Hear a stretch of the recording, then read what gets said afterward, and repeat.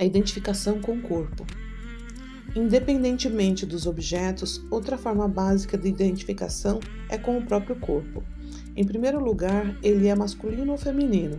Assim, o sentido de ser homem ou mulher adquire um papel significativo na percepção do eu da maioria das pessoas. O gênero torna-se uma identidade.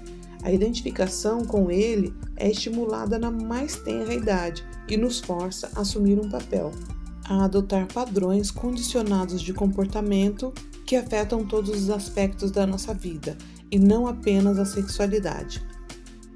Muitas pessoas ficam aprisionadas nesse papel, e isso ocorre com mais intensidade nas sociedades tradicionalistas do que no Ocidente, onde a identificação com o gênero está começando a diminuir um pouco. Em algumas culturas tradicionalistas, o pior destino que uma mulher pode ter é ser solteira ou estéril. No caso do homem, é não ter potência sexual e não ser capaz de gerar filhos. A plenitude da vida é entendida como a completa vivência da identidade sexual da pessoa. No Ocidente, é a aparência do corpo que em grande parte contribui para a percepção de quem pensamos que somos. Sua robustez ou debilidade, sua beleza ou feiura em relação aos outros. Para um número significativo de pessoas, o sentimento de valor pessoal está intimamente ligado à sua força física, à sua boa aparência, a seu preparo físico. Muitos se sentem inferiorizados em seu valor pessoal por considerarem seu corpo feio ou imperfeito. Em alguns casos, a imagem mental ou o conceito meu corpo apresenta uma completa distorção da realidade. Uma mulher jovem que seja muito magra pode ser considerada gorda e assim deixar de comer. Ela já não consegue ver o próprio corpo. Tudo o que vê é o conceito mental do seu corpo que lhe diz: eu sou gorda ou vou engordar. Na raiz desse problema está a identificação com a mente. Como as pessoas estão se tornando cada vez mais identificadas com a mente, o que corresponde à intensificação do distúrbio egóico, tem havido também um aumento impressionante no número de casos de anorexia nas últimas décadas. Se o indivíduo com essa disfunção alimentar pudesse observar o próprio corpo sem a interferência dos julgamentos da mente, ou até mesmo reconhecê-los pelos que são em vez de acreditar neles, ou melhor ainda, se conseguisse sentir o corpo internamente, isso daria início à sua cura. Quem está identificado com sua boa aparência, sua forma física ou suas habilidades, sofre quando esses atributos começam a diminuir ou desaparecer, o que é um processo inevitável. Sua própria identidade, que era baseada nesses elementos, fica então sujeita à ameaça de um colapso. Em qualquer caso, feias ou bonitas, as pessoas extraem uma parte significativa de sua identidade, seja ela negativa ou positiva, do próprio corpo. Para ser mais exato, obtém sua identidade da percepção do eu, que erroneamente vinculam à imagem ou ao conceito mental do seu corpo, que, em última análise, não é mais do que uma forma física que compartilha o destino de todas as formas, impermanência e, por fim, desintegração.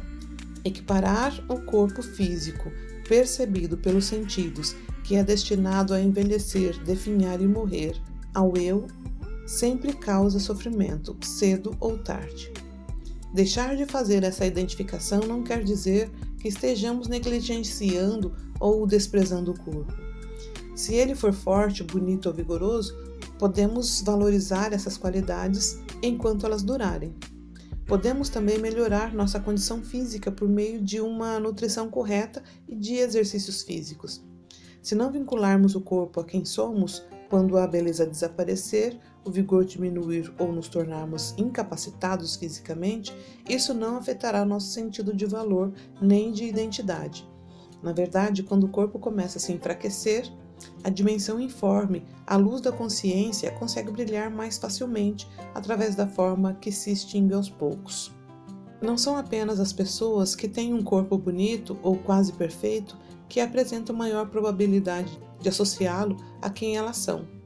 qualquer um pode simplesmente se identificar com um corpo problemático e tornar uma imperfeição física, uma doença ou uma incapacidade sua própria identidade. Essa pessoa então está sujeita a pensar e falar de si mesma como uma sofredora que porta essa ou aquela doença ou incapacidade crônica. Ela recebe uma grande atenção de médicos e de outros indivíduos que estão sempre confirmando sua identidade conceitual como sofredora ou paciente. Assim, de modo inconsciente, essa pessoa se prende à enfermidade porque esta se tornou a parte mais importante de quem ela acredita ser. Trata-se de outra forma de pensamento com a qual o ego consegue se identificar. Depois que ele encontra uma identidade, resiste em se dissociar dela. Embora seja incrível, mas não raro, o ego que está em busca de uma identidade mais forte é capaz de criar doenças só para se fortalecer com elas. Sentindo o corpo interior. Embora a identificação com o corpo seja uma das formas mais básicas do ego, o lado bom disso é que na maioria das vezes temos condições de superar essa questão. Não fazemos isso tentando nos convencer de que não somos nosso corpo, e sim desviando a atenção da nossa aparência física e dos pensamentos sobre ela. Beleza, feiura, força, fraqueza, gordura, magreza, para a sensação da energia vital interna. Não importa o aspecto do corpo do plano exterior, pois além disso, ele é um campo energético intensamente vivo. Se você não tem familiaridade com a consciência do corpo interior, feche os olhos por um momento e descubra se existe vida dentro das suas mãos. Não pergunte à sua mente. Ela responderá: não sinto nada. Também é provável que diga: dê-me algo mais interessante sobre o que pensar. Então, em vez de dirigir a pergunta a ela, vá direto para suas mãos. Com isso, quero dizer o seguinte: torne-se consciente do sentimento sutil de vida que há nelas. Para percebê-lo, basta manter-se atento. Você poderá ter uma ligeira impressão de tremor no início e depois uma sensação da energia vital. Caso se concentre em suas mãos por alguns instantes, a sensação dessa energia se tornará mais intensa. Há pessoas que nem sequer precisam fechar os olhos. Elas são capazes de sentir suas mãos interiores, ao mesmo tempo em que leem este texto. Em seguida, passe para os pés, fixe a atenção neles por cerca de 1 minuto e comece a sentir as mãos e os pés simultaneamente. Por fim, inclua outras partes do corpo, pernas, braços, abdômen, tórax e assim por diante, até estar consciente do corpo interior como uma sensação global de energia vital. O que chamo de corpo interior já não é mais o corpo, e sim energia vital, a ponte entre a forma e o informe. Adquira o hábito de sentir o corpo interior sempre que for possível. Depois de um tempo, você não precisará mais fechar os olhos para isso. Por exemplo, veja se é capaz de senti-lo sempre que estiver escutando alguém. Chega a ser quase um paradoxo. Quando estamos em contato com o nosso corpo interior, não estamos mais identificados com o corpo nem com a mente.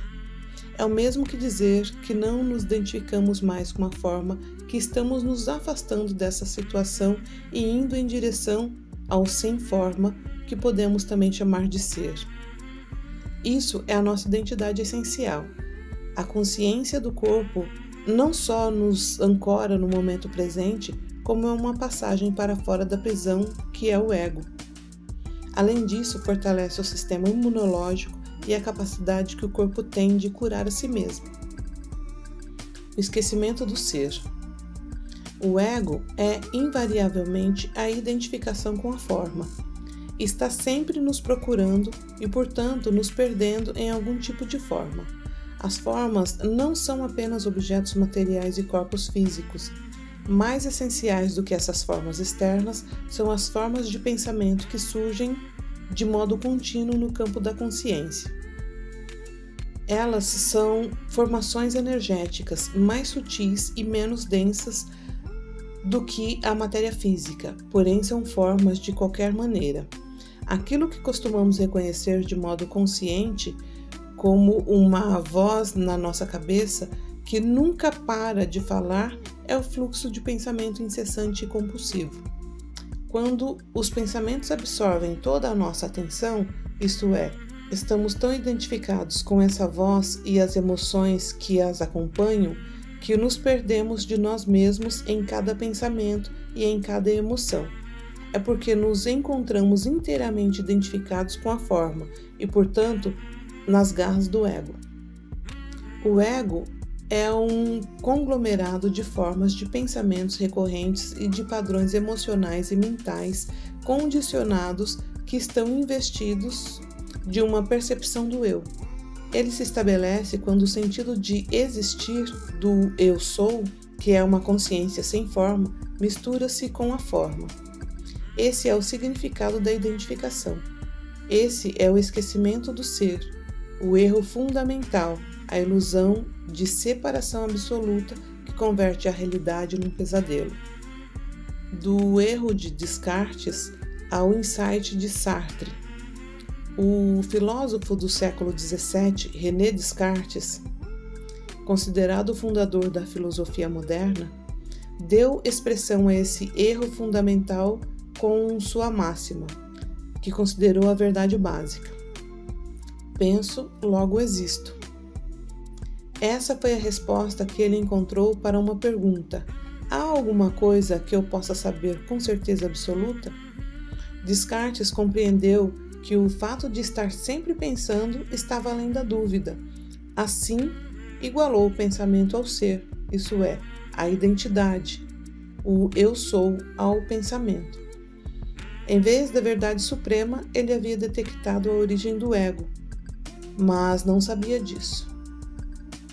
Passaram-se quase 300 anos antes que outro renomado filósofo francês visse algo naquela afirmação que Descartes, assim como todo mundo, não havia percebido. Seu nome era Jean-Paul Sartre. Ele refletiu muito sobre a afirmação de Descartes: penso, logo existo, e de repente compreendeu algo. Em suas próprias palavras, a consciência que afirma eu sou não é a consciência que pensa. O que ele quis dizer com isso? Quando estamos conscientes de que estamos pensando, essa consciência não faz parte do pensamento. É uma consciência diferente da consciência. É uma dimensão diferente da consciência. E é essa consciência que diz eu sou. Se não soubesse nada além do pensamento em nós, nem sequer saberíamos que pensamos. Seríamos como alguém que está sonhando e não sabe que está fazendo isso. Estaríamos identificados com cada pensamento, assim como aquele que sonha está vinculado a cada imagem no sonho.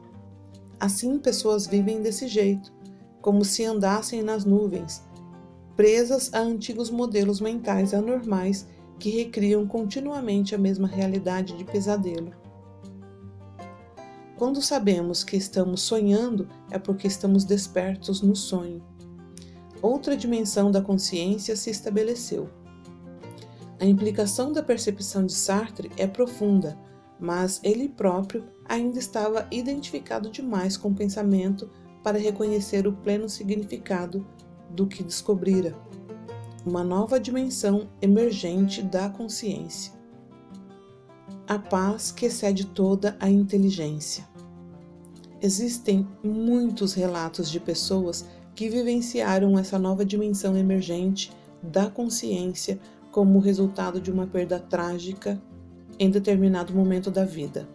Há quem tenha perdido todos os bens, os filhos ou o cônjuge, a posição social, a reputação ou as capacidades físicas, em certos casos em decorrência de desastre ou guerra.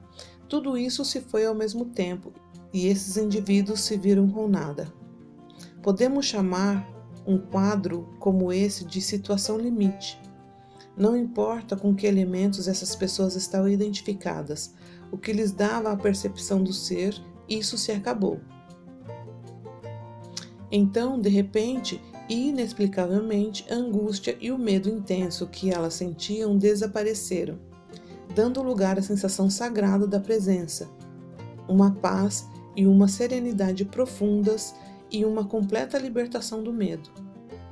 Esse fenômeno deve ter sido familiar a São Paulo, que usou a expressão "a paz de Deus que excede toda a inteligência". Na verdade, é uma paz que não parece fazer sentido.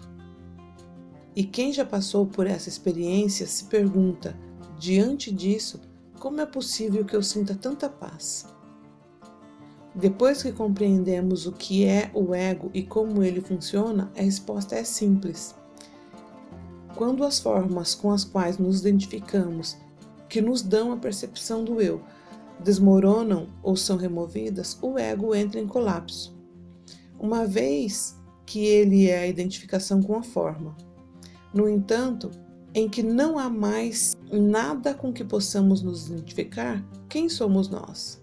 Assim que as formas ao nosso redor morrem ou quando a morte se aproxima, nossa percepção da existência do eu sou fica livre das ligações com a forma. O espírito é liberado da sua prisão na matéria. Passamos a compreender nossa identidade essencial como informe, como uma presença onipresente do ser antes de todas as formas, de todas as identificações. Entendemos nossa verdadeira identidade como a consciência, propriamente dita, em vez de algo ao qual a consciência se vinculara. Essa é a paz de Deus. A verdade suprema de quem nós somos não é eu sou isso ou eu sou aquilo, mas eu sou. Nem todo mundo que vivencia uma grande perda passa por esse despertar, isso é, pelo processo de se desassociar da forma. Algumas pessoas criam de imediato uma forte imagem mental ou uma forma de pensamento em que se veem como vítimas das circunstâncias de alguém, de um destino injusto ou de Deus. Assim, vinculam-se com intensidade a essa forma de pensamento e as emoções que ela origina, como raiva, ressentimento e autopiedade, que assumem de modo instantâneo o lugar de todas as outras identificações que entraram em colapso por causa da perda. Em outras palavras, o ego logo encontra uma nova forma. E o fato de que ela seja algo profundamente infeliz não o preocupa muito, desde que ele tenha uma nova identidade, boa ou má. Na verdade, esse novo ego será mais retraído, mais rígido e impenetrável do que o antigo. Quando a perda trágica ocorre, nós ou resistimos a ela ou nos resignamos.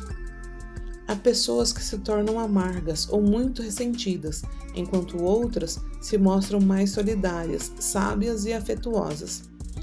A resignação significa a aceitação interior do que aconteceu. Ficamos abertos à vida. A resistência é uma contração interior, um endurecimento da concha do ego. Permanecemos fechados. Seja qual for a ação que adotemos num estado de resistência interior, que podemos também chamar de negativismo, ele criará mais resistência externa e o universo não estará do nosso lado. A vida não nos beneficiará. Se as persianas estiverem fechadas, o sol não conseguirá entrar. Quando nos submetemos internamente, ou seja, no momento em que nos entregamos, uma nova dimensão da consciência se abre. Caso uma ação seja possível ou necessária, essa atitude será alinhada com o todo e apoiada pela inteligência criativa, a consciência incondicional com a qual nos identificamos no estado de receptividade interior. As circunstâncias e as pessoas então se tornam favoráveis, cooperativas. Coincidências acontecem.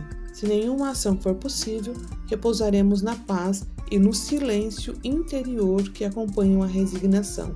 Descansaremos em Deus.